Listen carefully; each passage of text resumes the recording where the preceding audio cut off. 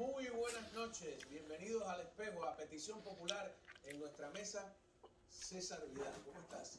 Muy ilusionado de que sea petición popular. No, Debe es ser en serio, algo, ¿no? algo de lo que queda de democracia, ¿no? Va quedando todavía. ¿Has sobrevivido a todo este maremoto? Sí, perfectamente, perfectamente. He pasado por situaciones peores, o sea que esto no me parece, dentro de lo grave, no me parece lo más grave. Hoy el presidente Trump habló en la frontera y dijo que, aquí anoté algunas preguntas que me parecían clave, dijo que había cumplido su promesa de más de 450 millas de muro, incluyendo las reparaciones de viejos tramos, y que sería un error revertir los acuerdos con México y con otros países, que 28.000 soldados mexicanos cuidaban la frontera, que eso, dice él, era algo que parecía increíble o imposible. Incluso fue bastante amable con Andrés Manuel López Obrador. Que ha sido muy amable con él también, Sí, hay que reconocer. Incluso después de los hechos del Capitolio. Sí, yo creo que sí. Vamos a ver, yo creo que tiene una razón de ser, ¿eh? Yo creo que AMLO, a fin de cuentas, se ha dado cuenta de que Trump podía tener cierta dureza, ciertas aristas en el trato, pero que no le faltaba razón. Que los acuerdos que finalmente firmó de carácter comercial con Estados Unidos, a pesar de lo que se dijera, no perjudicaban a México y beneficiaban a los Estados Unidos, y que al final la seguridad de la frontera le interesa, pero le interesa entre otras cosas porque es que no paraba de llegarle gente de Centroamérica que entraba en México supuestamente para llegar a Estados Unidos y que luego se le quedaba desperdigada por el territorio nacional. Yo creo que quizá una de las pocas cosas positivas que se le pueden atribuir a López Obrador es que finalmente ha tenido un punto de vista muy realista, muy ecuánime, yo creo que muy justo sobre Donald Trump. Y el discurso de Donald Trump a mí me parece que ha sido un discurso correcto, efectivamente lo que él dice es verdad, esa promesa electoral la cumplió, es verdad que México ha colaborado de una manera que era impensable con presidentes anteriores, eso hay que reconocérselo a los dos presidentes, y lo que yo sí he encontrado en el discurso de Trump ha sido una cierta nota de tristeza, de melancolía, que a mí me ha recordado mucho al discurso de despedida de Ronald Reagan. El discurso de despedida de Ronald Reagan, donde Ronald Reagan decía que durante toda su carrera él había estado hablando de esa luz, de ese faro que eran los Estados Unidos, y que de pronto al final de su carrera, cuando ya se retiraba después de un segundo mandato, se preguntaba si la gente terminó de entenderlo porque él lo expresó suficientemente bien. ¿No son dos finales distintos? No, son dos finales distintos, pero a mí me ha recordado mucho por ese tono de melancolía, no por el final. Reagan tuvo 2 mandatos. Hay otra pregunta, en fin, ¿es el final de Trump? Distinta. Bueno, al menos de momento. Yo creo que una de las cosas a la que vamos a asistir en los próximos años es un intento de los demócratas de que Trump no pueda volver a presentarse a las elecciones. Toda esta estupidez, y no la puedo calificar de otra manera desde un punto de vista jurídico, incluso político, de intentar el impeachment de Trump, que es imposible, y en estos momentos por tiempo, y después de que Trump salga de la Casa Blanca, porque no puedes decretar el impeachment de alguien que ya no es presidente, pues realmente yo creo que es un intento de borrar del mapa a Donald Trump. Parece que legalmente pueden, según me han dicho algunos abogados. Yo creo que no, porque ¿cómo vas a destituir a alguien que ya no está desempeñando ese cargo? Ayer una abogada demócrata dijo abiertamente que no veía nada malo, que la intención era impedirle una nueva candidatura a las próximas elecciones y que le parecía correcto que se le impidiera. O sea, que ellos no están ocultando, por lo menos esa abogada que habló con nosotros. Yo creo que eso es evidente, ¿no? Lo que pasa es que yo creo que eso va a discurrir más por los tribunales ordinarios. Yo mucho me temo que vamos a tener a un Trump acosado por abogados del IRS, acosado por jueces penales, y que van a intentar buscarle todo tipo de cosas. Podría tener una demanda también de acoso sexual, o sea, por todas partes, ¿no? Sí, yo lo creo, sí. Ahora, la congresista republicana Elise Stefanik, que es de Nueva York, egresada de Harvard en el año 2006, ha sido expulsada del comité de asesores de la universidad, más famosa del mundo probablemente, después de Oxford. La número 2 después de Yale. Yale también, por haber impugnado el resultado electoral el 6 de enero en algunos estados. También Mario ha suspendido las donaciones, o ha anunciado que va a suspender las donaciones a los congresistas que impugnaron esta certificación. Hay más casos, ¿no? Hay bancos que están diciendo que no van a apoyar a aquellos candidatos que hayan simpatizado con Donald Trump, lo cual es muy problemático, porque eso me parece una intervención intolerable en la vida de los partidos políticos en este país. Bueno, yo creo que hay un enorme miedo al regreso de Donald Trump y una idea de hacer castigos ejemplarizantes para que no se les vayan las cosas de las manos otra vez. Yo creo que los demócratas se han pasado 4 años intentando digerir la derrota electoral de Hillary Clinton y siguen todavía teniendo miedo. Es decir, siguen teniendo miedo de que en algún momento Donald Trump regrese o que regrese un candidato republicano que no sea ese republicano al que pueden arrastrar hacia sus posiciones, sino que tenga unas posiciones claramente enraizadas en lo que piensan decenas de millones de norteamericanos. Y en ese sentido yo creo que vamos a ver cosas terribles, pero que en estos momentos, cuando todavía no ha jurado Joe Biden, los bancos, la academia, la gran técnica esté decidida a borrar del mapa a todos aquellos que han estado cerca de Donald Trump o que lo han apoyado, a mí me parece francamente inquietante. O sea, esto es una caza de brujas, pero sin ninguna justificación y además mucho más masiva que lo que fue en su día la caza de brujas. No les da una justificación moral el asalto al Congreso el 6 de enero. O sea, yo lo que noto es que le han entregado un arma muy poderosa, que es la de sentirse moralmente favorecido por lo que consideran, y yo creo que lo fue, un error garrafal. Sí, pero que tiene que ver el hecho de que unas personas irrumpieran en el Congreso, por cierto, después de que la policía retiró las vallas y les dejó pasar, ¿qué tiene que ver eso con que un congresista o un senador haya considerado que había un fraude? El argumento es que Trump los asusó. Eso es absolutamente falso. Y por cierto, no solamente es falso, sino que ayer mismo, excluyeron de su cuenta de Twitter a Ron Paul, que ha sido congresista durante mucho tiempo, y que el único pecado que cometió fue escribir una columna que lleva escribiendo desde 1976 todas las semanas, columna en la que decía que era intolerable que las redes sociales censuraran a Donald Trump. No decía otra cosa e inmediatamente lo censuraron a él. Yo creo que eso es... A mí me ha censurado YouTube en 2 ocasiones, o sea que la próxima iré fuera de YouTube. Bueno, cuando te censura YouTube, no cuelga tu material en tu canal de YouTube. Yo ahora mismo tengo un canal... No le han quitado el canal, ¿no? No, pero a la tercera voy fuera y yo estoy mentalizado, ya di pasos hace meses. Twitter, en Facebook y Twitter yo no he tenido problemas hasta ahora, en YouTube en 2 ocasiones y a la tercera iré fuera con 200.000 suscriptores que tengo ahora mismo en mi canal de YouTube. Pero esto es intolerable, o sea, pero vamos a ver, aunque a mí no me hubieran censurado jamás, es intolerable. ¿Qué puede pasar ahora por lo que está diciendo en este programa, o a lo mejor que se va a poner en las redes, lo mismo que Ron Paul? Bueno, a mí en principio YouTube no me puede censurar los próximos 15 días porque ya me ha censurado. Pero la cuestión a la que vamos es cómo una red social permite que ponga twitters un dictador cubano, un dictador iraní, un dictador venezolano, un dictador norcoreano y censura al presidente de los Estados Unidos de América. Es decir, para mí eso es enormemente inquietante. Luego, yo puedo estar de acuerdo en un 70%, en un 20%, en un 50% con Donald Trump.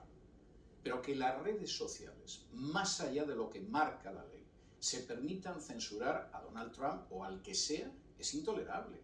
Es decir, los contenidos que están fuera de la ley, quien tiene que determinar eso es primero el Congreso, con una ley que diga, bueno, pues determinados contenidos, por ejemplo, pornografía infantil, por ejemplo, determinado tipo de violencia no puede estar en las redes.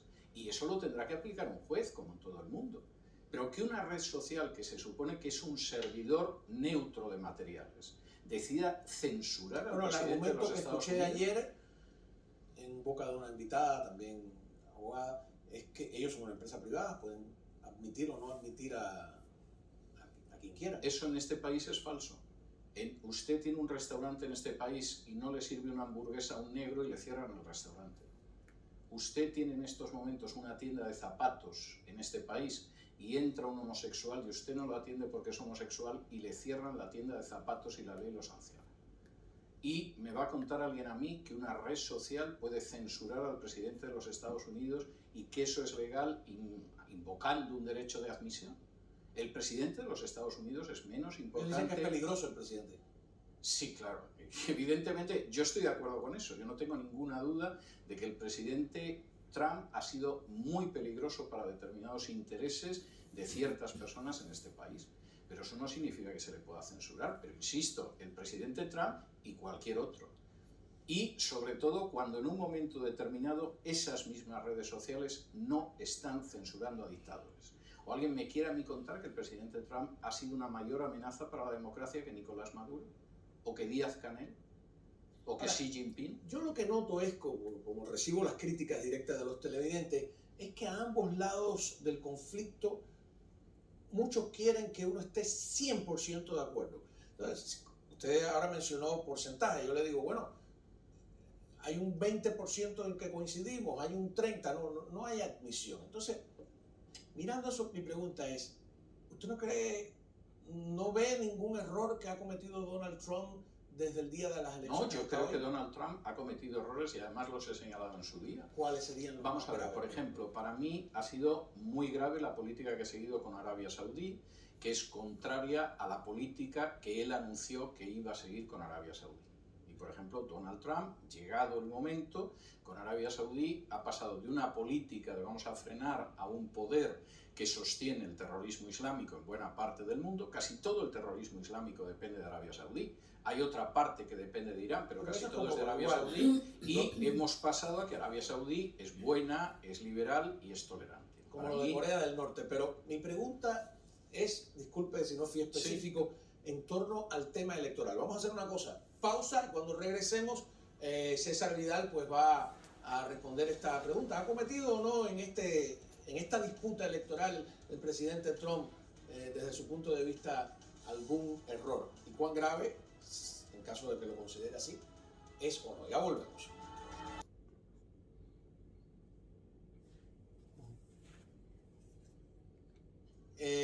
Hablábamos de... Hay como un pensamiento obcecado en lo que noto yo, ¿no? Es verdad, es verdad. No doy brazo a torcer. Trump no ha cometido ningún error, no tiene culpa de lo que ha pasado, aunque sea un porcentaje desde el punto de vista de quienes le apoyan. Yo creo que Trump ha pecado de ingenuo. Es decir, yo creo que si efectivamente él creía, y estoy convencido de que creía, que se había producido un fraude electoral, tenía una obligación moral, además en una persona que no es político, de seguir esa cuestión hasta el final. Ha habido fraudes electorales en este país. El primer presidente católico que hubo en este país, el segundo es Biden, el primero fue Kennedy, llegó a la Casa Blanca a través de un fraude electoral. Luego Nixon reaccionó distinto, ¿no? Claro, pero Nixon era un político profesional y Trump no lo es. Y posiblemente el poder de atracción y el éxito popular de Trump ha venido de que no es un político. Pero ahí yo me quedé pensando, digo, el error que en el fondo es traer en ese sentido a un aficionado que no mide la capacidad de sus contrincantes. No, yo creo que fundamentalmente o las consecuencias de lo que él creía era más en el sistema de lo que el sistema seguramente ha dado de sí. Es decir, vamos a ver, Trump tuvo varias opciones. Había tenido una opción que hubiera sido la de Nixon. Yo concedo la derrota a sabiendas de que hay un fraude y a la vuelta de 4 años nos vemos. Bueno, pero ahora hay como una suerte de criminalización de quien diga o que crea que hay un fraude. Si usted cree que hay un fraude, usted puede estar casi cometiendo un delito de negacionismo social, ¿no? No te llevan a los tribunales, pero eso es muy grave. O sea, hay una coletilla en todos los artículos que leo, dice, las falsas acusaciones de fraude, las falsas, o sea... Y las redes sociales empezaron con eso, pero eso es muy grave. Es decir, vamos a ver, en este país se puede criminalizar a alguien que diga que, por ejemplo, a Kennedy lo mató la Unión Soviética, Fidel Castro, la CIA, los marcianos. No. Es decir, esas teorías serán verdaderas o no serán verdaderas. Bueno, de hecho, hay una película... Hay una película muy clara en ese sentido, que es el JFK de Oliver Stone. Que me parece pura teoría conspirativa. Bien, pero en cualquiera de los casos, sea verdad o no sea verdad, se acerque o se distancie mucho, es algo que tenemos admitido dentro del juego de este país. Es decir, en este país ha habido fraudes electorales, se ha salido de esa situación en otras ocasiones, históricamente, y se ha salido bastante, yo diría que decorosamente, y en cualquiera de los casos, en este país, aunque uno diga los mayores disparates, nunca se ha producido una descalificación social. Es decir, si yo digo que la Tierra es plana, A mí en este país no me dice nadie. Y si yo creo en los reptilianos, en fin, estoy diciendo disparates, pero disparates que hay gente que los cree. A mí no me condena nadie. No bueno, hay un tribunal peruano que ha acusado a Bill Gates, a Soros y a la familia Rockefeller de crear el COVID-19. He leído el auto del tribunal. El auto del tribunal es muy interesante porque la base del tribunal es como esta gente sabía ya en el 2016 que iba a haber una pandemia. Y la conclusión, no estoy diciendo que tengan razón o que les falte razón, me limito a reproducir el auto porque el auto me lo mandaron de Perú ya ayer por la tarde. Y entonces la base del auto es, esta gente sabía con antelación que iba a haber una pandemia y, hombre, o tienen una bola de cristal o tienen parte en el desarrollo, en la expansión de la pandemia. Ese es el argumento fundamental de los tres magistrados. Los tres magistrados decretan este auto ayer y hoy ya los estaba investigando la Judicatura de Perú por si habían incurrido en algún tipo de irregularidad. Lo cual me parece excesivo, porque no tengo yo la sensación de que el organismo de la Judicatura del Perú que está investigando a estos tres magistrados sea igual de diligente y de rápido a la hora de investigar los casos de magistrados presuntamente corruptos. O sea, bueno, es una de esas cosas todos los presidentes vivos, porque Alan García se suicidó, están judicializados. Sí. Es una cosa terrible. No, de Perú es verdaderamente tremendo. Y el último que destituyeron, Vizcarra, yo no descartaría que acabe judicializado también. ¿Qué va a pasar el día de la asunción presidencial? Bueno, yo creo que va a ser un día tristón, porque no va a haber mucha gente en la asunción, en la jura del presidente Biden, y además porque han pedido que no vaya mucha gente. Pero el FBI y la Guardia Nacional se están preparando para... Y los trumpistas están convocando a una... De hecho, hay por ahí una convocatoria que ayer lo discutíamos, armada, a una marcha armada, que ellos dicen que no quiere decir que asalten con las armas, sino una marcha armada, no sé bien qué significa, a los capitolios de todo el país. Eso es el día 17. Y se está preparando para la violencia. ¿Cree que haya violencia? No, no lo creo. No lo creo. Y además creo que va a ser una toma de posesión desangelada, porque no va a haber las grandes masas que ha habido con otros presidentes anteriores, fueran republicanos o fueran demócratas, por razones de seguridad, por el coronavirus y por distintas razones. Va a ser una toma de posesión desangelada, porque no creo que Donald Trump vaya a esa toma de posesión. No, ya dijo que no va. Aunque el vicepresidente Pence sí va a estar, es algo claro, y yo creo que va a ser desangelada, ¿no? Si yo fuera conspiranoico, yo diría que a lo mejor ese día matan a Joe Biden y le echan la culpa a un loco solitario y luego a ese le matan cuando va a la cárcel. Y yo me veo en la necesidad de aclarar que usted está diciendo, supongo. Si yo fuera un conspiranoico, no, pero no, porque después mañana sale el titular. Ayer hubo una chica que me dijo que estaba armada, esto es un problema ya. No, aquí en el estudio, pero mañana sale un titular en El Espejo, no sé cuánto. Se ha afirmado que va a matar a Biden. Cualquier locura, ¿no? Es disparatado. ¿Usted apoya la violencia? No. ¿No? ¿Apoya lo que sucedió el 6 de enero en el Capitolio? Depende de lo que se diga. Si estamos hablando de la manifestación de 1 millón de personas que apoyó a Trump, me parece que tenían todo el derecho a manifestarse. Estamos hablando del asalto al Capitolio. Si estamos hablando de que llegaran hasta el Capitolio, me parece que eso era correcto también. Que luego la policía les franqueara la entrada, me parece incorrecto. ¿Por qué lo hizo? No tengo la menor idea, pero yo he visto los vídeos donde retiran las barreras y dejan pasar a la gente. A mí eso me parece incorrecto, me parece negligente y me parece imprudente. Que luego además se penetrara en el edificio del Capitolio, se llegara a los despachos, al recinto del Senado, me parece intolerable. Y los episodios que se producen en el interior, empezando por la muerte de esta antigua veterana de guerra, que yo vi el vídeo y aquello parece absolutamente una ejecución, no hay ninguna justificación para eso, me parece lamentabilísimo, y yo creo que en ese caso y en algún otro va a haber que realmente dilucidar qué fue lo que existió exactamente. Y me parece todavía más lamentable que de pronto lo que se supone que iba a suceder ese día quedó abortado por los incidentes del Capitolio, porque todo eso sucede cuando se está discutiendo si determinados estados pueden presentar listas alternativas de delegados porque consideran que ha habido fraude en sus estados. Y claro, cuando se produce este incidente ya eso se termina radicalmente, pasamos a admitir totalmente que Biden ha ganado las elecciones y concluyó el trámite. Yo creo que ante la impresión terrible de lo que estaba sucediendo en el Capitolio. De modo que yo creo que es un día que empezó de una manera totalmente legítima y que en un momento determinado deriva de una forma más que lamentable, cuyas últimas raíces a día de hoy no conocemos. Es decir, cómo se produce toda esa situación, a mí en estos momentos me provoca más preguntas que respuestas. España, volvemos.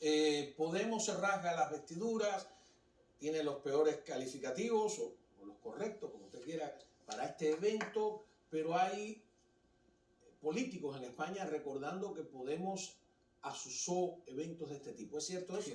Eso es uno de los ejemplos de cinismo más lamentables que se ha visto en España en los últimos tiempos, y ha habido muchos. Podemos es protagonista del asalto al Congreso. En España se producen 2 asaltos, y además asaltos bastante más serios que lo que se ha visto aquí en el Capitolio. Lo del Capitolio es muy desagradable, pero eso estaba desorganizado, no es una masa tan grande, etc. Hay 2 grandes asaltos a legislativos en España. Uno se produce en Madrid, en el Congreso de los Diputados, y eso lo protagoniza Podemos, es el famoso asalto al Congreso, llamado así, y el otro se produce en Cataluña, cuando en un momento el sector más radical del independentismo catalán quiere forzar al gobierno nacionalista de Cataluña a que vaya más allá, y eso se produce en el Parlamento de Cataluña. O sea que es una cosa bastante clara. Vamos a una pausa, seguimos conversando con César Vidal.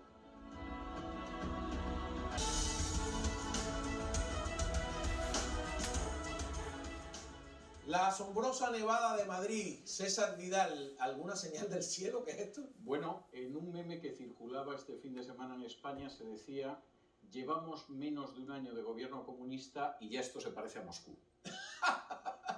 Ok, bueno, muchísimas gracias a César Vidal, siempre agudo, siempre polémico, así que nada, yo estoy tratando de que esta mesa se quede abierta a todas las ideas. Me parece muy bien, pero no siempre es fácil. No es fácil, porque algunos lo que quieren es acallar cualquier voz, y yo creo que no podemos caer en eso. No podemos. Muchísimas gracias a todos ustedes, continuamos aquí, nos vemos mañana en el espejo.